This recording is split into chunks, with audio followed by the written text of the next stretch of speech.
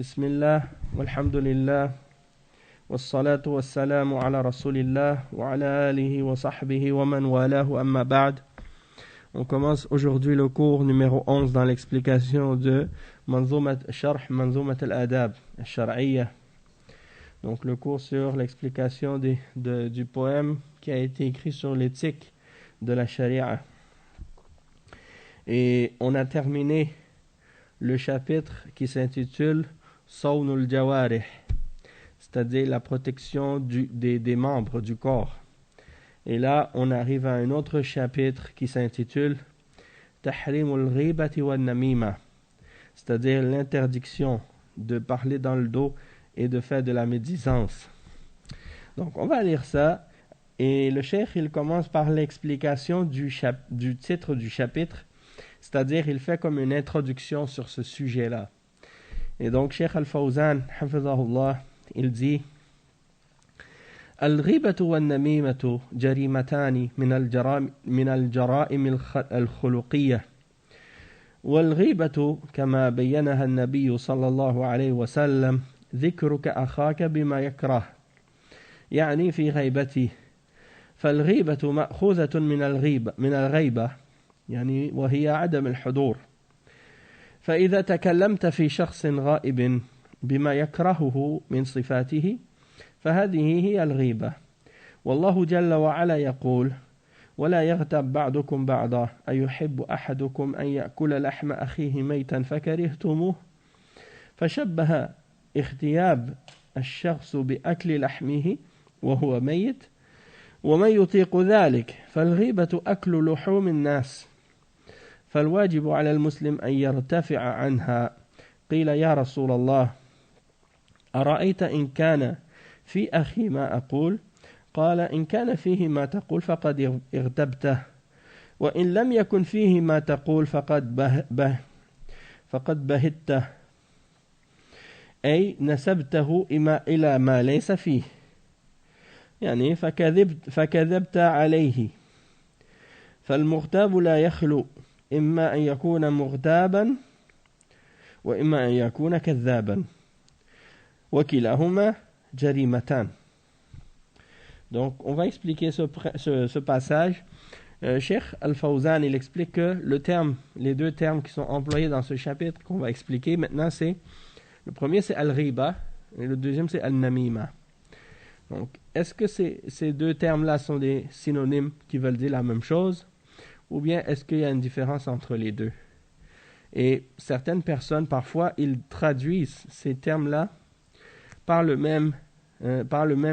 même signification, ou ils traduisent par le même mot. Et ça, c'est une erreur. Pourquoi? Parce que ils traduisent al-ghiba par la médisance, puis an-namima aussi, ils traduisent par la médisance parfois, alors que les deux ne sont pas la même chose en arabe. Donc, c'est quoi la différence pour bien comprendre? Donc, al-ghiba, c'est qu'est-ce qu'on pourrait traduire comme le fait de parler dans le dos de quelqu'un. C'est ça, al-ghiba. Et an-namima, c'est différent. C'est de colporter des rumeurs. Ou bien, de parler, de raconter des choses sur les gens. Disons que c'est pas calomnier nécessairement, parce que calomnier, c'est lorsque tu vas dire des choses fausses sur des gens pour nuire à leur réputation. D'une certaine façon, calomnier, c'est ça. Mais an-namima, c'est pas nécessairement des choses fausses que tu vas propager, ça peut être des choses vraies. Mais des fois, c'est des rumeurs, des fois, c'est des choses confirmées, des fois, c'est des doutes, ou des fois, c'est des suppositions, ou des choses que des gens n'ont pas vérifiées, puis ils propagent ça. Ça peut être une calomnie, ça peut ne pas l'être. Mais en tout cas, l'important, c'est de comprendre donc la définition et la signification de ces deux termes. Donc, le cheikh, il dit que ces deux choses, al-ghiba wa al-namima, sont deux crimes dans le comportement. Et al-ghiba, le prophète sallallahu alayhi wa sallam, il l'a décrit dans le hadith en disant que c'est de mentionner à propos de ton frère ce qu'il n'aime pas. que tu mentionnes en son absence. En son absence. Donc, c'est le fait de parler derrière son dos. Si tu dis quelque chose qu'il n'aime pas alors qu'il est devant toi, c'est pas riba. Pourquoi? Parce que la personne est présente.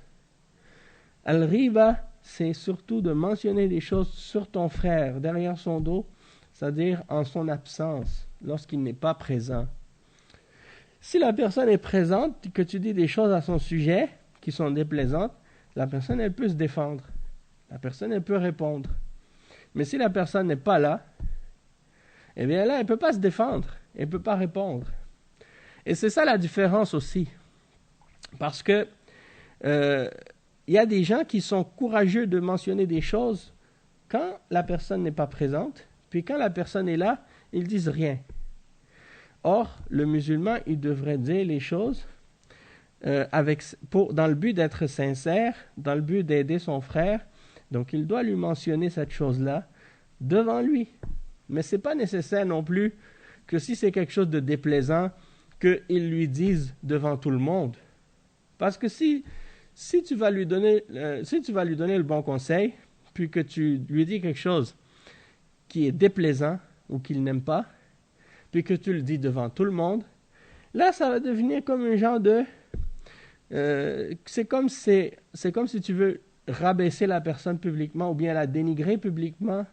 Et là, dans ce cas-là, c'est quelque chose qui est mauvais. Parce que la personne, elle va se sentir humiliée, rabaissée, dénigrée. Et peut-être que ça peut amener la personne à vouloir justement se mettre en colère, vouloir se venger. Et peut-être ça peut ramener des conséquences qui sont beaucoup plus mauvaises. Donc,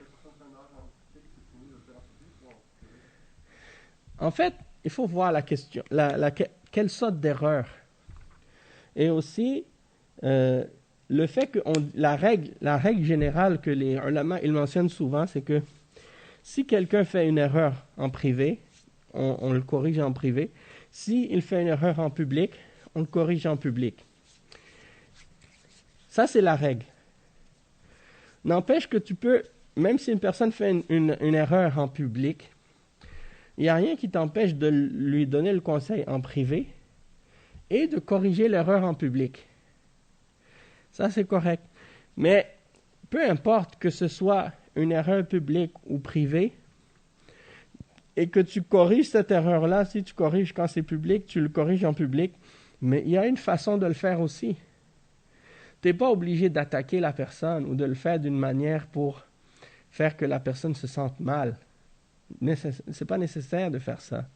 Surtout si tu as donné le conseil à la personne en privé et que tu lui as expliqué l'erreur, puis qu'elle a accepté l'erreur, puis qu'elle a accepté de se corriger elle-même aussi, publiquement. Donc là, elle va faire la correction, elle va dire publiquement, je me suis trompé. J'ai dit ça, mais c'était pas ça finalement, c'était incorrect ce que j'ai dit, et voici ce qui est correct. Donc la personne s'est corrigée elle-même. Maintenant, il n'y a pas de mal à ce que toi tu la corriges par la suite, ou que tu corriges son erreur publiquement, mais avec respect, avec sagesse, avec douceur, et non pas comme une attaque, ou pour dénigrer la personne. Non, avec un bon comportement, sans non plus attaquer son intention aussi. Parce que tu vois que la personne, elle s'est corrigée elle-même. Elle a admis son erreur, puis elle a accepté de revenir publiquement sur son erreur. Donc, tu ne vas pas attaquer son intention ou essayer de douter de sa sincérité par la suite. Parce qu'il y a des gens, c'est comme ça qu'ils font. Ils n'acceptent jamais ton erreur. Même si tu as reconnu que tu avais tort, et même si tu t'es corrigé et tu es revenu sur ton erreur, ils n'acceptent pas. Et on a vu ça, l'exemple, à notre époque, surtout dans la fitna récente, qui s'est produit justement par rapport à Mohammed bin Hadi et tout ce qui est arrivé autour de cette fitna. Ils ont reproché à certains, parmi les mashaykh, certaines fautes, et lorsqu'on leur a montré l'erreur, lorsqu'on a montré à ces chouyours-là leur erreur, déjà ils les ont critiqués ou blâmés d'avoir fait l'erreur. Alors, quand ces mashayikh ont vu l'erreur et ils ont reconnu que c'était une erreur, ils sont revenus sur l'erreur, eh bien, eux, ils continuent à leur en vouloir pour ça, à les réprimander, à les critiquer pour ça, et ils refusent leur excuse, et ils refusent d'accepter qu'ils soient revenus sur cette erreur-là. Et à la limite, ils les critiquent même d'être revenus. C'est comme par exemple, on va dire que moi je fais une erreur. Je dis quelque chose, puis c'est pas ça. Quelqu'un vient me voir et me dit Suleiman il a dit telle affaire, ça c'est faux. Moi je vois ça et je dis effectivement tu as raison, je me suis trompé, ça c'est pas correct. Et je dis à la personne effectivement oui, tu as raison, ce que j'ai dit c'était pas correct, la vérité c'est ça, comme tu l'as dit. Alors la personne elle vient me voir et me dit ouais mais quand même tu t'es trompé, t'es un égaré, t'es dans l'erreur et en plus tu reviens sur ton erreur en voulant dire c'est la preuve que tu es un ignorant parce que sinon tu n'aurais jamais fait cette erreur là tu vois, donc c'est comme avec eux il ne faut pas se tromper et si tu te trompes, même si tu reviens sur l'erreur, ça ne suffit pas. Alors en fait, en réalité, pour ces gens-là, tu es condamné d'avance. Peu importe.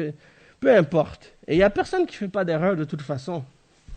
Donc je donne ça comme un exemple pour dire que il y a cette attitude-là, yani Allah al-Musta'an. Donc pour revenir au hadith, par rapport à qu'est-ce qui est la définition de al-riba, c'est-à-dire de mentionner à propos de ton frère ce qu'il n'aime pas dans son absence. Et le terme riba, en arabe, c'est la même racine que le mot raib, qui veut dire qu'est-ce qui est absent, qu'est-ce qui est invisible. D'accord? Et c'est pour ça le cheikh il dit que al-riba, ça vient de al-raiba. C'est-à-dire qu'est-ce qui est caché ou qu'est-ce qui est absent, qu'est-ce qui n'est pas présent. Adam al-hudur. Donc quand quelqu'un n'est pas présent, on dit qu'il est raib. Par exemple, le professeur, par exemple, quand il prend les présences dans la classe, il cite le nom de l'élève. Si l'élève est présent, il dit hadir. Hadir, ça veut dire je suis présent. Et si il cite le nom de l'élève, puis l'élève il ne répond pas, les élèves disent huwa raib, il est absent.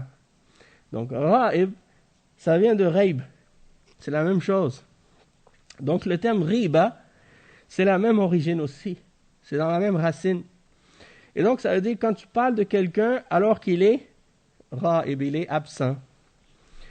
Donc il dit le cheikh, si tu parles d'une personne qui est absente et tu dis à son sujet des choses parmi les caractéristiques que lui il n'aime pas que tu dises sur lui, des choses qu'il n'aime pas qu'on dise sur lui, alors ça c'est le riba. Et Allah subhanahu wa ta'ala il dit dans le verset 12 dans Surat al-Hujurat, et ne parlez pas dans le dos les uns des autres. Est-ce que l'un d'entre vous aimerait manger la chair de son frère mort? Vous détesteriez cela?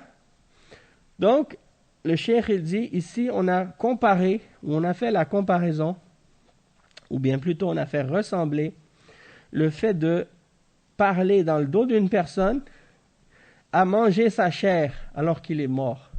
Yani, comment on appelle ça? Quelqu'un qui mange la viande des êtres humains, on les appelle des cannibales. Des cannibales. Et en plus, la viande de quelqu'un, non pas qui est vivant, mais qui est mort en plus. Donc, ça c'est encore pire. Et qui serait capable de faire ça? Juste à l'idée de penser à manger la chair de ton frère, c'est quelque chose qui est tellement dégoûtant, ça te donne envie presque de vomir, juste à y penser. Donc imagine de manger sa chair alors qu'il est mort. Alors c'est encore plus grave. Et donc, al-riba, c'est comparé à manger la chair des gens. Donc c'est très, très laid comme péché et très grave. Et le cheikh, il dit, l'obligation pour le musulman, c'est de s'écarter, de s'élever au-dessus de ce genre de choses-là, Et on a dit au messager d'Allah, ô messager d'Allah, vois-tu si ce que je dis à propos de mon frère est vrai? C'est-à-dire qu'il y a un des compagnons qui a entendu la parole du prophète qui disait que al-riba, c'est de mentionner à propos de ton frère ce qu'il n'aime pas. Lui, il a entendu ça, il a dit, ô messager d'Allah, et si ce que je dis à son sujet, c'est la vérité? Si ce que je dis, c'est vrai, il a vraiment cette caractéristique-là. Hein? Est-ce que ça aussi, c'est mauvais? Et le prophète sallallahu alayhi wa sallam, il a répondu à ça en disant, si ce que tu as dit à son sujet, c'est vrai, et c'est vraiment présent chez lui, alors dans ce cas-là, tu as parlé dans son dos.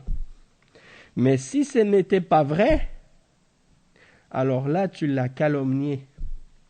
Alors c'est ça la calomnie. C'est quand tu vas mentionner quelque chose à propos de ton frère quand il n'est pas présent et que qu'est-ce que tu dis à son sujet? C'est mensonger. Alors là, c'est encore plus grave comme péché. Et donc, il dit, le cheikh, c'est le fait de lui attribuer ce qu'il n'a pas en lui. Donc, tu as menti sur lui. Et celui qui parle dans le dos de son frère, il est donc soit une personne qui parle dans le dos, ou soit qu'il est un menteur. C'est un ou l'autre. Soit ce qu'il dit c'est vrai, alors il parle dans le dos, ou soit qu'il dit c'est pas vrai, alors il ment. Et les deux sont un crime.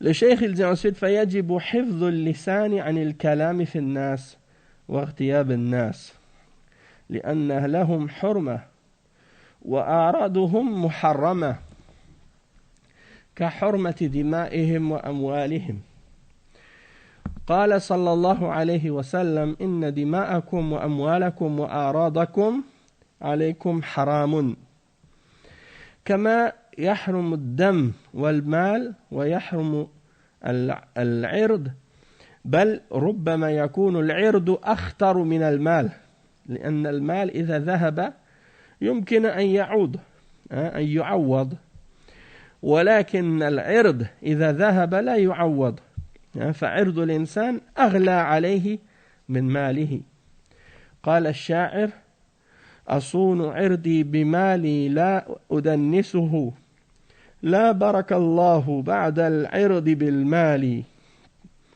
احتال للمال إن أودى أو إن أودي فأجمعه وليست للعرض أو إن أودى بمحتال. Naam. Donc ici le cheikh il mentionne que il est obligatoire donc aux musulmans de garder sa langue, de garder sa langue et de ne pas parler sur les gens et de ne pas parler dans le dos des gens parce que les gens, leur honneur il est sacré. L'honneur des gens est sacré. Et de parler sur leur honneur, c'est interdit. C'est haram. Et de la même manière que leur sang est sacré et que leur bien est sacré, eh bien leur honneur est sacré aussi. Et le prophète sallallahu alayhi wa sallam, il a dit, comme c'est rapporté par Al-Bukhari et Muslim, il dit vos vies, il a dit votre sang, c'est-à-dire, en voulant dire votre vie, votre sang, vos biens et vos honneurs sont sacrés pour vous. Sacré, ça veut dire quoi? Ça veut dire que c'est haram pour vous de prendre quoi que ce soit de ces choses-là de chez vos frères. Le sang, les biens et l'honneur, c'est sacré pour le musulman. Et donc, il est interdit de faire couler le sang ou de prendre les biens et de même que de porter atteinte à l'honneur d'un musulman. Et il dit que peut-être même que c'est plus dangereux encore pour quelqu'un de porter atteinte à l'honneur de quelqu'un que de porter atteinte à son argent ou à ses biens. Et la raison de ça, c'est parce que l'argent, si l'argent est parti, il peut être remplacé. Hein, l'argent que tu as perdu, tu peux le regagner par la suite. Mais ton honneur, une fois qu'il est perdu, tu ne peux plus le reprendre. Si ta réputation, elle a été salie ou détruite, c'est très très difficile de la retrouver. Hein? Parce que ta réputation, si elle a été ternie ou salie par les gens, c'est difficile de la reprendre, de la nettoyer, si on veut, par la suite. C'est pour ça que dans l'islam, l'honneur d'une personne, c'est très, très respecté, très grave, de porter atteinte à l'honneur de quelqu'un, même plus que de porter atteinte à son bien. Et il cite les paroles d'un poète qui dit « Je protège mon honneur par mon argent, et je ne vais pas la salir. » Et il dit que Allah ne met pas de bénédiction après que j'ai perdu mon honneur par mes biens. C'est-à-dire, si j'ai perdu mon honneur, Allah ne va pas bénir mes biens. Donc, ça veut dire que mon honneur est plus important que mes biens. Je dois le préserver. Et il dit, si on a volé mes biens, je peux en gagner d'autres et en recevoir d'autres. Mais une fois que mon honneur a été détruit ou a été sali, eh bien, je ne peux pas la retrouver. C'est pas la même chose. Est-ce qu'il y a une quoi? Une peine pour attaquer l'honneur? Oui. Si quelqu'un il t'a atteint à ton honneur, il y a des recours dans la charia pour faire en sorte que ton honneur soit dédommagé, que tu sois dédommagé pour l'honneur qu'on a, par exemple, calomnié. On a menti sur toi, on a calomnié ta personne.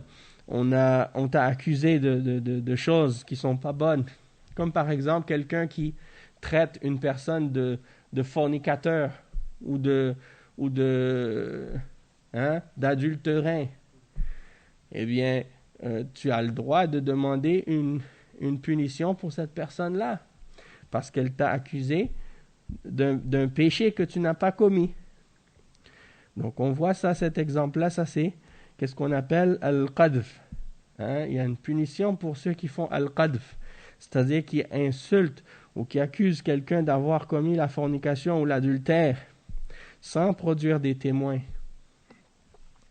Ensuite, le cheikh il dit فإذا ذهب العرض لا يمكن أنك تعوضه فالعرض أغلى من المال فالغيبة محرمة بنص القرآن ولا يغتب هذا نهي بعضكم بعضا الغيبة لعموم المسلمين محرمة فكيف إذا كانت الغيبة للعلماء أو لولاة الأمور فهي أشد لأنها غيبة ولأنها تسبب شرا في المجتمع بأن ينفصلوا عن قاداتهم وعن علمائهم وتتفرق الكلمة ويحصل شر للمجتمع.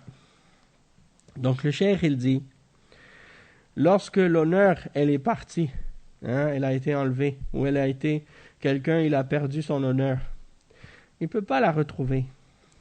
C'est très difficile. Donc c'est plus précieux pour quelqu'un que l'argent. Et il dit que al-riba, c'est donc interdit par le texte du Coran, puisque Allah il dit ne faites pas de riba, c'est-à-dire ne parlez pas dans le dos les uns des autres. Et ça c'est une interdiction. Donc al-riba c'est interdit pour les musulmans en général. Et il dit si c'est interdit pour les musulmans, le commun des musulmans, alors que dire de celui qui fait le riba et qui parle dans le dos des savants de l'islam ou qui parle dans le dos des dirigeants musulmans? Ça, c'est encore plus grave. Et pourtant, tu vois que beaucoup de musulmans, se permettent de parler dans le dos de leurs dirigeants sans aucune gêne. Tandis que si quelqu'un parlait dans leur dos et que eux ils apprenaient ça, ils seraient extrêmement en colère, ils seraient fâchés contre cette personne. Mais eux, quand c'est les dirigeants, on dirait que tout est halal pour eux. Ils pensent que tout est permis, alors que ce dirigeant-là, c'est un musulman, même s'il fait des péchés. D'accord? Donc le cheikh, il dit, non seulement c'est un péché en soi, mais c'est beaucoup plus grave de faire la médisance et de parler dans le dos des dirigeants et des savants de l'islam. Pourquoi? Parce que ça ramène un grand mal pour la société, du fait que les gens vont vouloir, ils ne voudront plus avoir du respect pour ce dirigeant-là à cause de ça. Ou bien ils vont se séparer de leurs dirigeants ou de leurs savants. Et ça va causer de la division. Et ça va ramener beaucoup de mal dans la société à cause de ça. Donc c'est extrêmement grave. Et il y a une histoire que je me souviens qui m'est arrivée il y a plusieurs années. C'est lorsque je suis allé, la première fois que je suis allé faire le Hajj en Arabie Saoudite, quand j'étais nouveau à l'université, à l'époque, c'était en 96. Et on venait juste de terminer le Hajj. Et il y avait des durus, des cours qui étaient donnés dans la mosquée à Mecca. Donc ce jour-là, j'étais parti à la mosquée de Cheikh Ibn Baz. Et j'avais rencontré le Cheikh, alhamdulillah. Et après avoir prié la salat d'Asr, j'ai marché vers le haram. Et une fois arrivé dans le haram, je suis rentré par la porte, une des portes derrière. Et cette porte, elle t'amène directement au deuxième étage. Et quand je suis rentré, je suis passé dans les couloirs. Et à cette heure-là, il n'y avait pas beaucoup de gens dans la mosquée parce qu'on avait déjà prié l'Asr. Donc la plupart des gens, après la salat, ils étaient déjà rentrés dans leurs hôtels. Alors, j'ai dit, dans ma tête, je me suis dit, je vais rester dans la mosquée et je vais voir quand il va y avoir un dars qui va commencer, parce qu'en général, après le Maghreb, il y a toujours des durus, différents ulama. Je vais voir une des chaises, et quand il y a un dars qui va se faire, je vais m'asseoir, puis je vais attendre que le cheikh arrive pour le dars après Maghreb. Et arrivé à une des chaises, j'ai vu deux jeunes qui étaient assis devant la chaise et qui discutaient entre eux. Alors, quand je suis arrivé, je me suis assis, j'ai dit, est-ce qu'il va y avoir un dars ici? Ils m'ont dit oui. Et là, j'ai dit, ce cheikh, le cheikh qui va faire le dars, est-ce que vous savez qui c'est? Et là, il y en a un qui les deux commençaient à discuter entre eux. Puis il y en a un qui disait, mais moi, ce cheikh-là, en fait, je l'aime pas tellement. Et il commençait à dire des choses. Et l'autre qui lui répondait, il disait, mais non, mon frère, ça c'est un grand savant, qu'est-ce que tu racontes et tout. Mais j'ai dit, parce qu'ils m'ont pas dit le nom de la personne, alors j'ai dit, mais c'est qui? Et c'est quoi son nom? Et là, il me répond, il me dit, c'est Cheikh Mohammed ibn Saleh al-Uthaymin. J'ai dit, quoi? Il dit, vous êtes en train de discuter sur le Cheikh Mohammed ibn Saleh al-Uthaymin, le grand savant, l'imam. Juste à entendre ça, j'étais fou de joie déjà de savoir que le cheikh, il va s'asseoir ici. J'ai dit, le cheikh, il va s'asseoir ici? Ils ont dit, oui, il va venir s'asseoir ici. Donc j'ai dit, mais ça c'est un grand savant, qu'est-ce que vous racontez?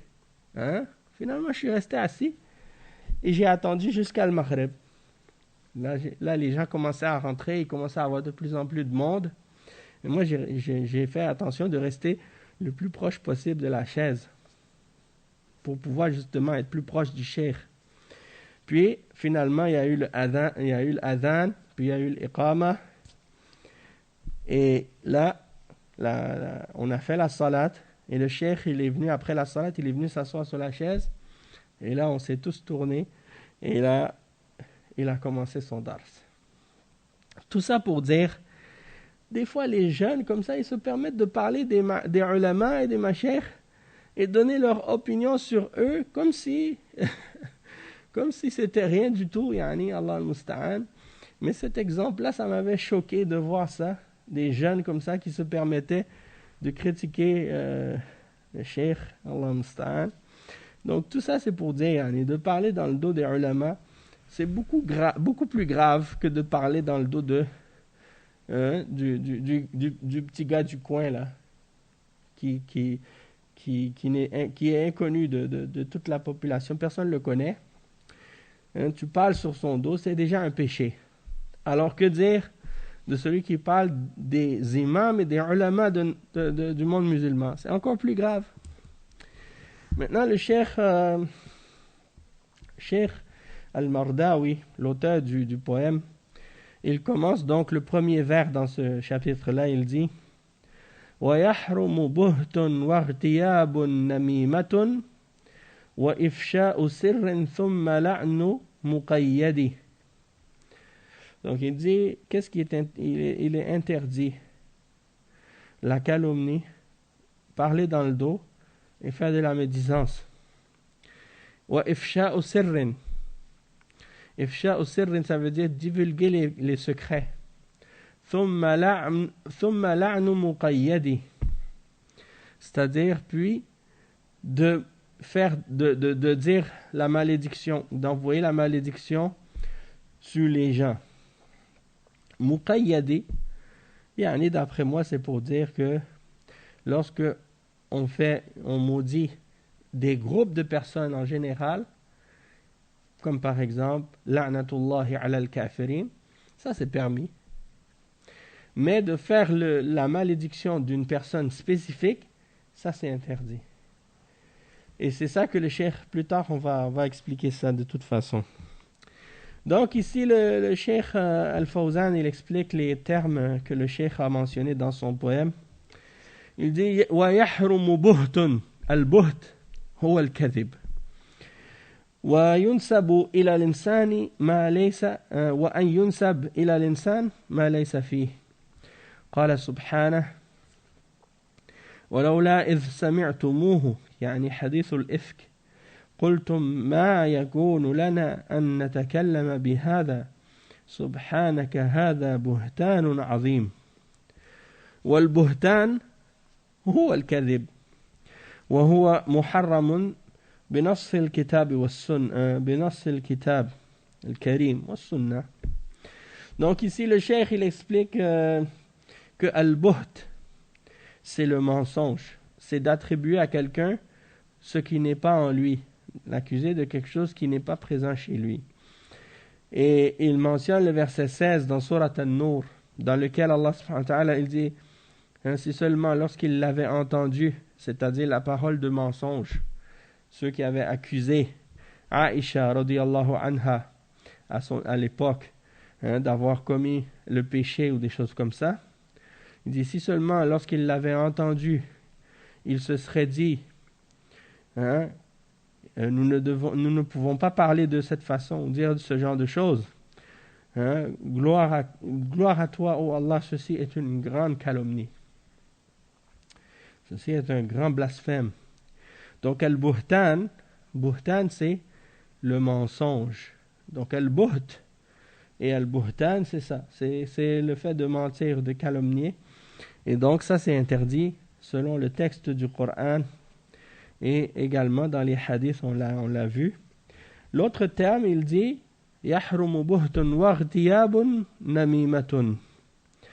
Donc, il dit النميمة والنميمة هي الوشاية بنقل الحديث بين الناس على وجه الإفساد بأن يذهب إلى شخص فيقول إن فلانا يقول فيك كذا وكذا ثم يذهب إلى الآخر ويقول إن فلانا يقول فيك كذا وكذا فينقل كلام الناس بعضهم في بعض على وجه الإفساد والتفريق بينهم والنميمة محرمة بنص القرآن قال تعالى ولا تطع كل حلاف مهين هماز مشاء بنميم وقال النبي صلى الله عليه وسلم لا يدخل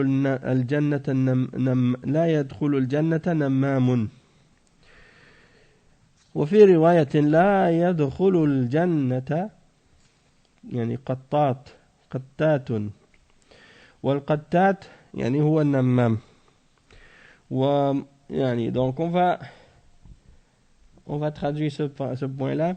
Donc an-namima, c'est de transmettre les paroles entre les gens, mais dans le but de faire du trouble, de faire du désordre entre les gens. C'est-à-dire que qu'est-ce que tu fais? Tu vas voir un tel et tu lui dis, lui, il dit ça sur toi. Et tu vas voir l'autre et tu dis, lui, il dit ça sur toi. Donc tu rapportes à chaque personne qu'est-ce que les uns disent sur les autres pour faire du trouble, pour faire du désordre. Ça, on appelle ça an-namima. C'est ça, an-namima. Donc en fait, c'est de colporter les paroles des gens les uns contre les autres dans le but de faire des troubles entre eux et de faire du désordre entre eux. Et ça, c'est interdit parce que ça crée de la division et ça crée du désordre entre les gens. Et Allah subhanahu wa ta'ala, il mentionne justement cette caractéristique-là chez les kuffars dans Surat Al-Qalam. Et il mentionne justement, on va lire, c'est les versets 10 et 11. Dans Surat Al-Qalam, il dit « Et n'obéis pas à aucun grand jureur méprisable, grand diffamateur et grand colporteur de médisance. » Et c'est pour ça que le prophète sallallahu alayhi wa sallam, il a dit que celui qui fait an-namima, an-nammam, on dit an-nammam, celui qui fait de la médisance, il n'entre pas au paradis. Donc celui qui fait de la médisance, il n'entre pas au paradis. Et le terme qui est mentionné, soit an-nammam ou bien al-qattat. Et les deux, ça veut dire la même chose, celui qui fait de la médisance. Il dit ensuite وَمَرَّ صلى الله عليه وسلم بقبرين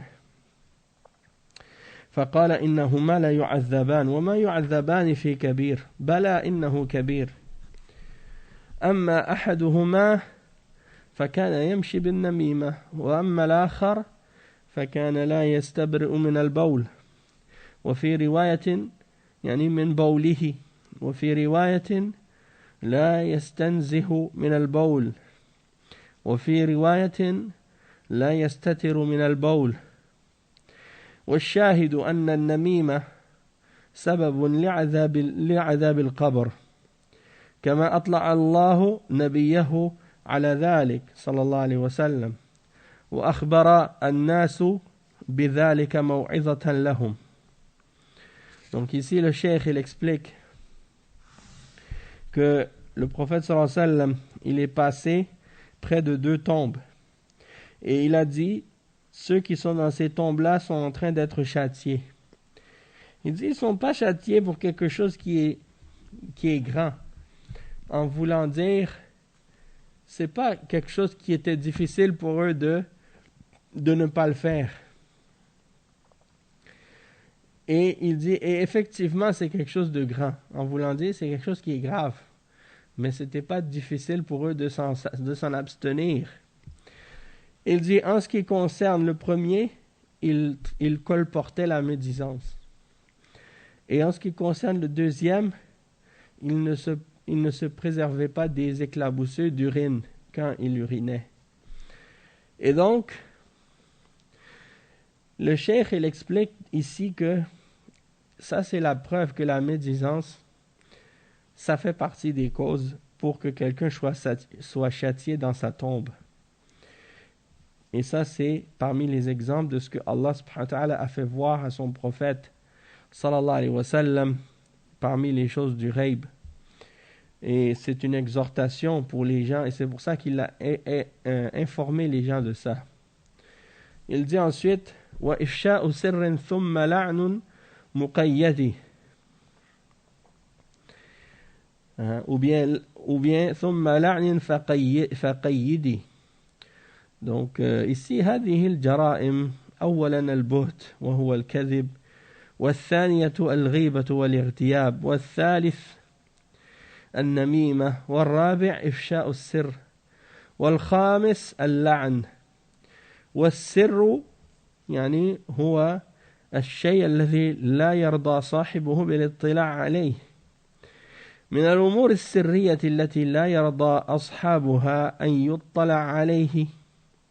يطلع عليها فلا يجوز لأحد أن يفشيها وينشرها في الناس هذا حرام لأن السر أمانة ائتمنك صاحبه عليه فإذا أطلعت على أموره فلا تفشها فإن أطلعت على أموره فلا تفشها لا تقول فلان عنده كذا وفلان يعمل كذا وهذه أسرار هذه أسرار وكذلك الأسرار المتعلقة بالدولة هذا يضر بالسياسة وقد ائتمنك ولي الأمر على هذا السر فلا تفشه للأعداء لأن في ذلك ضررا على المجتمع فإفشاء السر فيه ضرر على الأفراد وفيه ضرر على المجتمع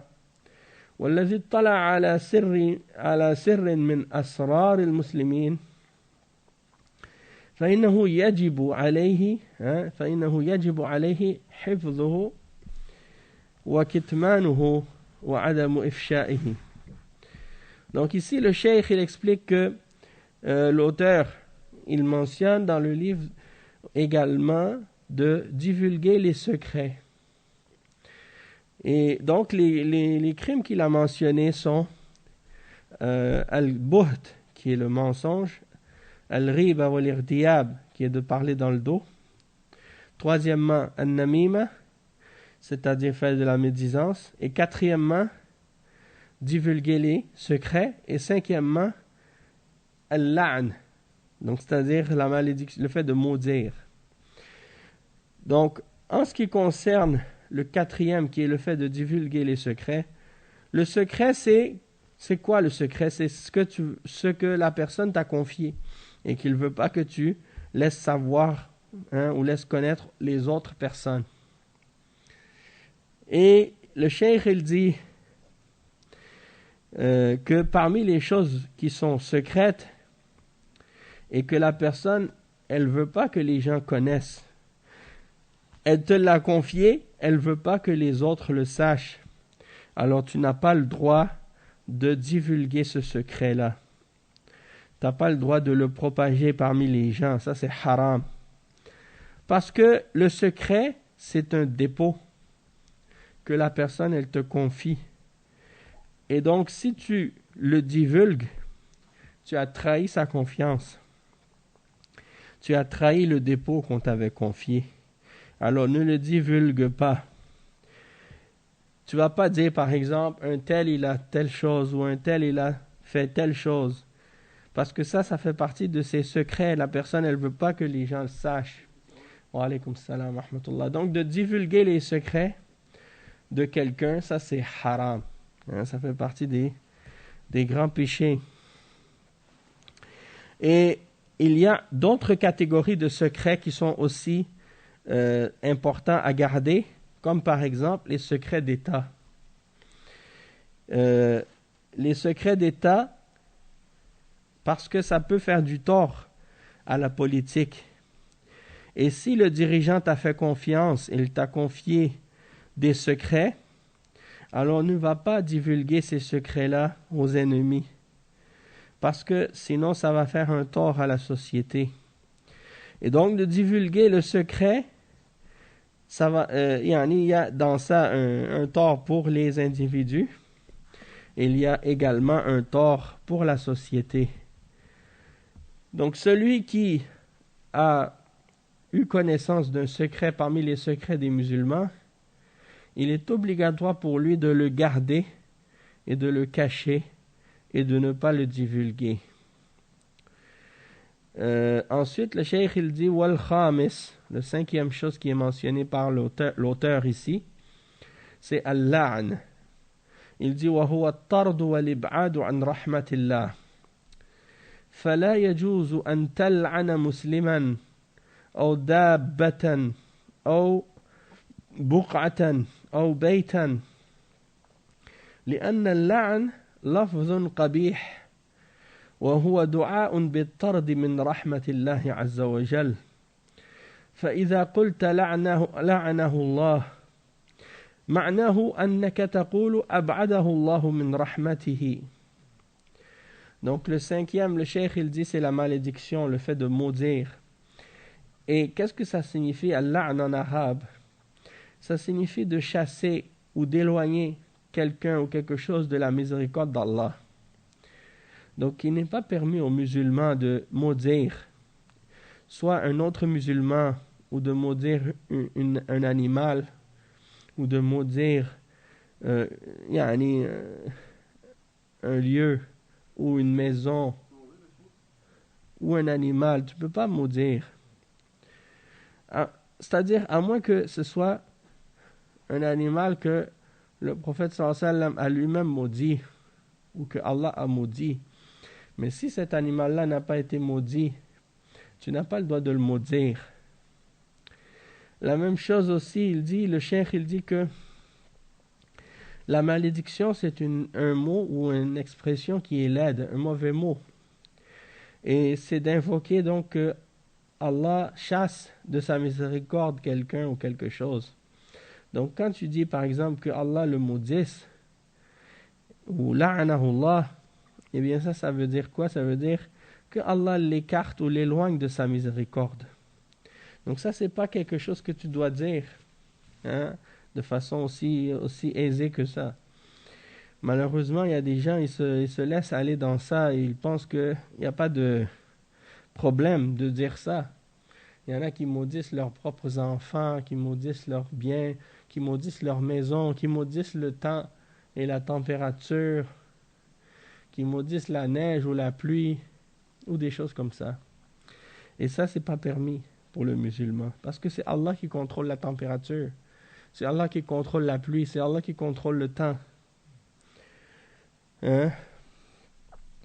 Donc, ensuite, le cheikh, il dit, وفي الحديث لعن المؤمن كقتله لعن المؤمن كقتله وأشد من ذلك لعن الوالدين قال صلى الله عليه وسلم لعن الله من لعن والديه وقيل يا رسول الله كيف يلعن الرجل والديه قال يسب أبا الرجل فيسب أباه ويسب أمه فيسب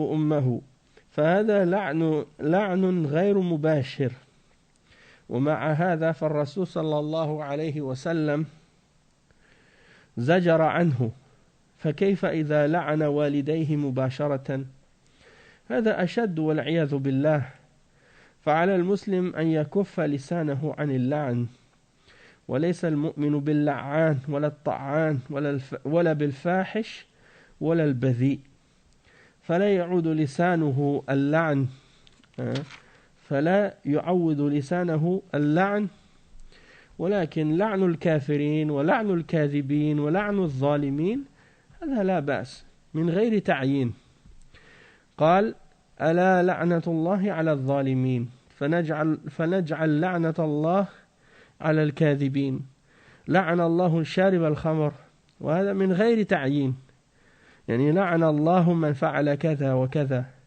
مما ورد في الأحاديث من لعن أصحاب الجرائم على سبيل العموم لا بأس به وعليكم السلام ورحمة الله وبركاته أما لعن المعينين فهذا فيه خلاف. Donc le cheikh il dit que le prophète sallallahu alayhi wa sallam il dit comme c'est rapporté par l'imam al-Bukhari dans son sahih que le prophète sallallahu alayhi wa sallam a dit le fait de maudire le croyant c'est comme de le tuer, c'est équivalent à le tuer. Donc ça veut dire que c'est très grave. Et il dit même pire que ça, c'est lorsque quelqu'un il maudit ses parents. Le prophète sallallahu alayhi wa sallam a dit Allah maudit celui qui maudit ses parents. Et c'est rapporté par Al-Bukhari. Alors quelqu'un a dit ô messager d'Allah, comment quelqu'un va maudire une personne va maudire ses parents? Et le prophète sallallahu alayhi wa sallam a répondu, tu vas insulter le père d'un homme, alors lui il va insulter ton père en retour. Ou bien tu vas insulter sa mère, alors il va insulter ta mère en retour. Donc ça veut dire que tu les as maudits indirectement. Donc ça c'est un exemple. Après le cheikh il dit de même que le prophète sallallahu alayhi wa sallam il a réprimandé celui qui faisait ça. Alors que dire de celui qui va maudire ses parents directement? Ça c'est encore plus grave. Il a blâmé celui qui le fait indirectement, alors imagine celui qui le fait directement. C'est encore plus grave. Wal'iyadhu billah. Il dit que le musulman, il doit donc retenir sa langue du fait de maudire et ne pas, il dit le prophète sallallahu alayhi wa sallam, il y a un hadith du prophète sallallahu alayhi wa sallam, ou bien un hadith que les sahaba ont mentionné qui dit que le croyant, le prophète sallallahu alayhi wa sallam a dit, le croyant il n'est pas la'an, c'est-à-dire c'est pas quelqu'un qui maudit constamment, wala ta'an, c'est-à-dire c'est pas quelqu'un qui insulte constamment, wala al-fahish. Al-fahish c'est quelqu'un qui est obscène, qui dit des mots qui sont grossiers, qui sont des choses sales, laides. Wala al-badhi, c'est ça, il n'est pas grossier, impoli. Donc, le musulman ne doit pas être comme ça. Parce que ce n'est pas des belles caractéristiques. Donc, il dit que le musulman, il ne doit pas habituer sa langue à maudire. Mais, de façon générale, si tu veux maudire les mécréants, maudire les menteurs, maudire les injustes, ça, il n'y a pas de mal, sans spécifier quelqu'un en particulier. Allah subhanahu wa ta'ala, il dit dans le Coran que la malédiction d'Allah soit sur les injustes. Nous plaçons la malédiction d'Allah sur les menteurs. Allah a maudit celui qui boit de l'alcool sans spécifier une personne en particulier. Ça, c'est permis. Que Allah maudit celui qui fait telle ou telle chose. Il y a beaucoup de hadiths dans lesquels on spécifie que ceux qui font certains crimes ou certains péchés sont maudits. De façon générale, il n'y a pas de mal. En ce qui concerne le fait de maudire une personne spécifique, sur ça, il y a divergence entre les ulama. Mais qu'est-ce qui est mentionné en particulier sur ça? La position la plus correcte, wallahu ta'ala a'lam, c'est que ce n'est pas permis de maudire la personne de façon spécifique. Naam, wallahu ta'ala a'lam, on va s'arrêter ici pour aujourd'hui. Subhanakallahumma bihamdik. أشهد أن لا إله إلا أنت أستغفرك وأتوب إليك وصلى الله وسلم على نبينا محمد وعلى آله وصحبه أجمعين والسلام عليكم ورحمة الله وبركاته.